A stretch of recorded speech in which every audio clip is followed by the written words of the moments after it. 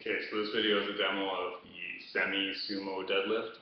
Technically it's just a sumo deadlift, but the semi part just means that we're not going to take the toes or the feet all the way out to the plates themselves, so it's a slightly narrower stance sumo deadlift. I think this is probably the most approachable deadlift for most people.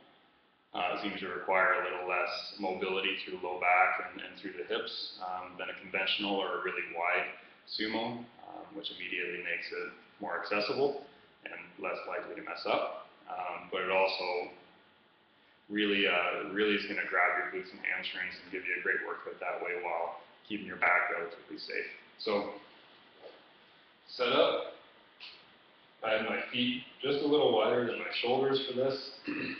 I've got the bar over top of my mid-foot. This will be adjusted depending on what your preference is, but it's a good place to start is just put the bar over top of your mid-foot. I can turn my toes out a little if I want, but not too much on this. So what I'm going to do is bend down at the hips, grip the bar just inside of my hand, or inside of my knees rather, so that as I pull, my hands aren't hitting my knees. Once I have my grip, I'm going to touch my shins to the bar so I'm not squatting. I'm just moving my shins forward so that they're in contact with the bar. Keep the bar nice and close the whole time to keep the back safe.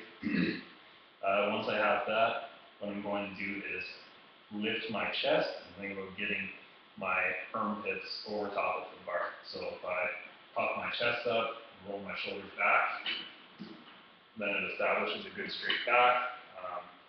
My chest is up, I have a nice strong spine.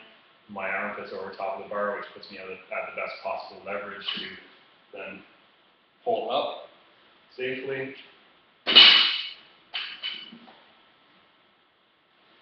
Now, I want to think about preserving my back angle at the start until I cross my knees. So my back angle stays the same until I pass my knees, and then I can push my hips through and finish hard.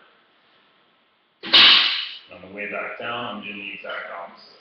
So I'm letting the bar slide down the front of my thighs, stay in contact the whole time. Once it gets past, then my back ankle stays the same. To see it from the front, I still have a fairly narrow grip. So full sumo, you'll see guys and women getting all the way out to the edges of the plates. Some people can do that, some people can't. For a semi-sumo, just wider than your shoulders, grip at the knurling probably, set up, and go. Everything in the back stays tight. Everything in the torso is tight the whole time to keep the spine safe and let the legs do all the work.